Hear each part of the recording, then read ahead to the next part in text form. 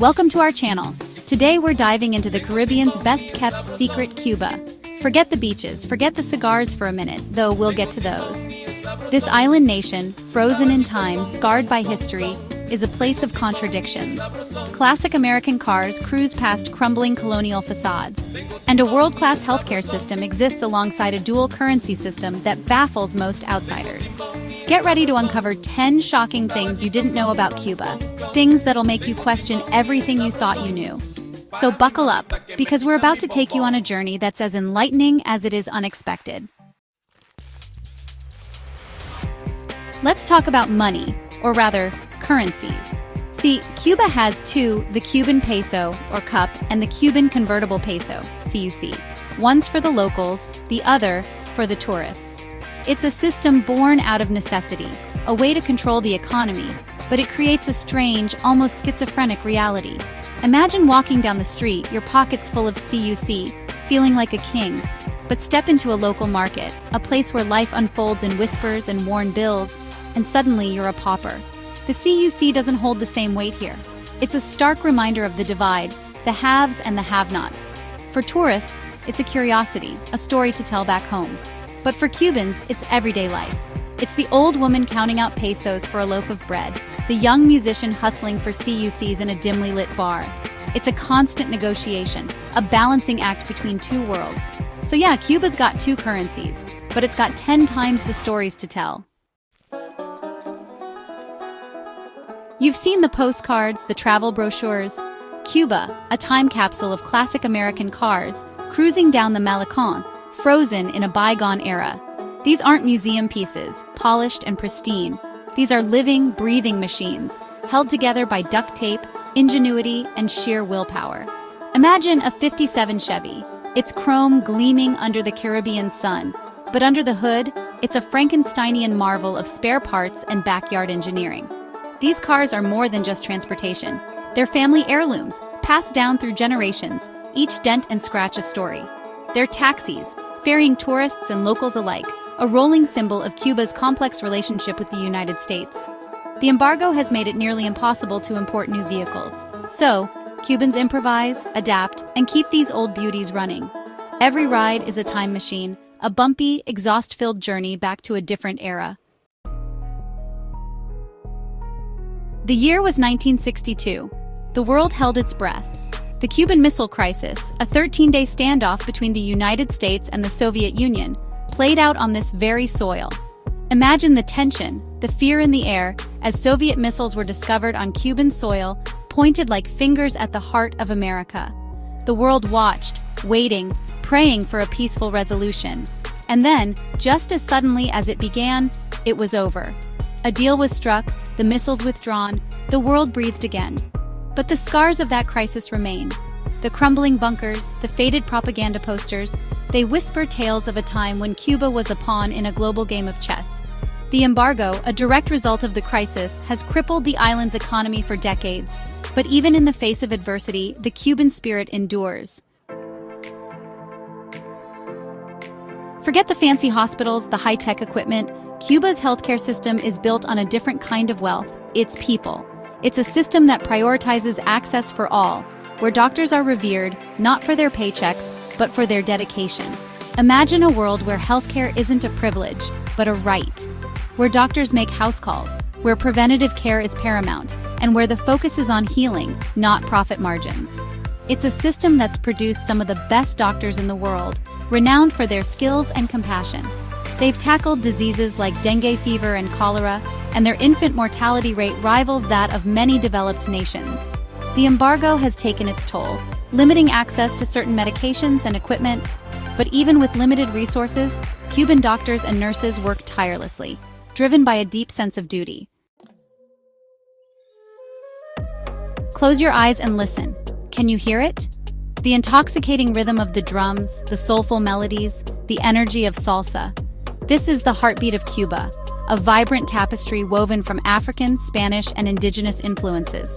From the streets of Havana to the rural countryside, Afro-Cuban culture permeates every aspect of life.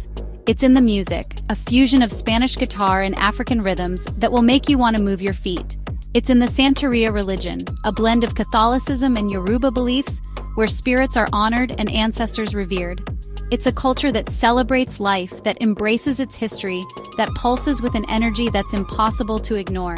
From slavery to discrimination, Afro-Cubans have fought for recognition, for equality, for the right to express their heritage.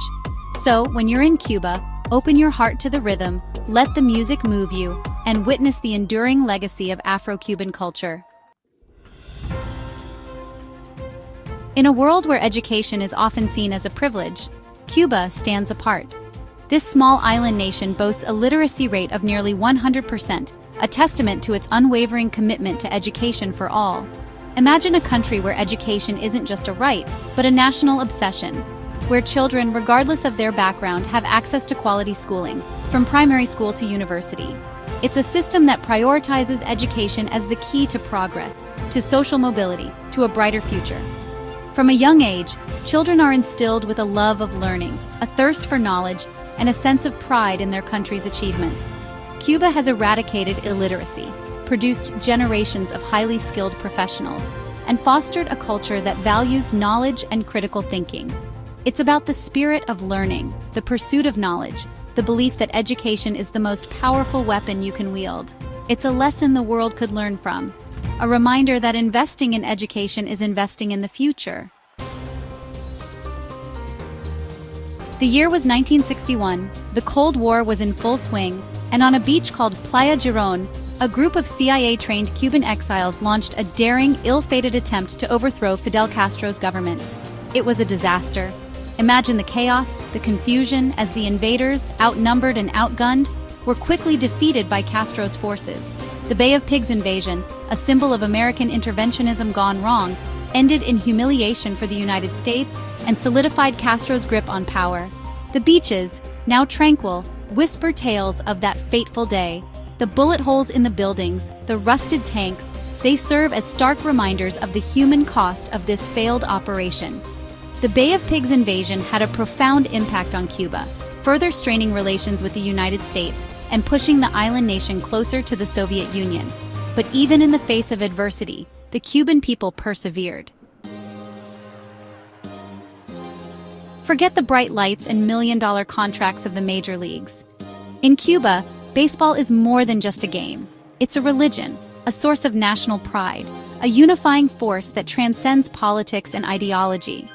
Imagine a hot summer day, the air thick with humidity and anticipation. The crack of the bat, the roar of the crowd, the collective gasp as a home run sails over the outfield wall. From the dusty diamonds of rural villages to the iconic Estadio Latinoamericano in Havana, the passion for baseball is palpable. Cuban baseball has produced some of the greatest players the world has ever seen, legends who captivated fans with their skill and passion. It's about the kids playing stickball in the streets, the families gathering around the radio to listen to games, the sense of community that comes from sharing a passion for this beloved sport.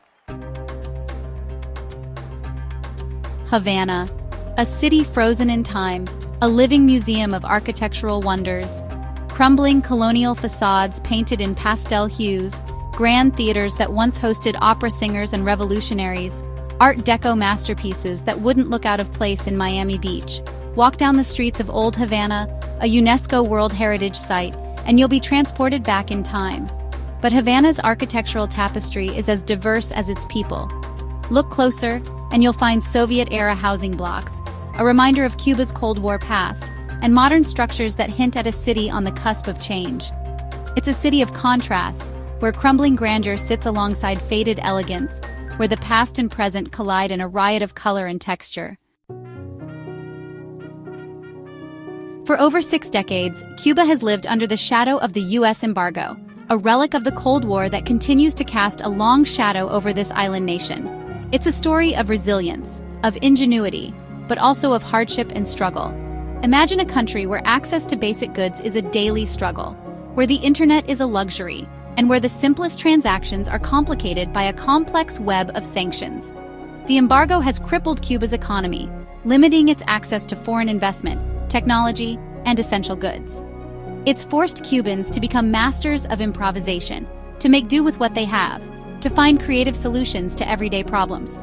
But it's also fostered a spirit of independence, a sense of community, and a deep-seated pride in their ability to overcome adversity. The embargo is a complex issue, one that has had a profound impact on the lives of everyday Cubans. So, that's Cuba, a country of contradictions, of beauty and decay, of resilience and struggle. If you're looking for an adventure that's off the beaten path, a chance to experience a culture that's both familiar and utterly unique, then Cuba is calling. Go beyond the resorts, beyond the beaches, and discover the real Cuba, a country that's ready to share its story with the world. Thanks for watching. If you enjoyed this video, don't forget to like, comment, and subscribe for more travel documentaries and fascinating insights from around the world.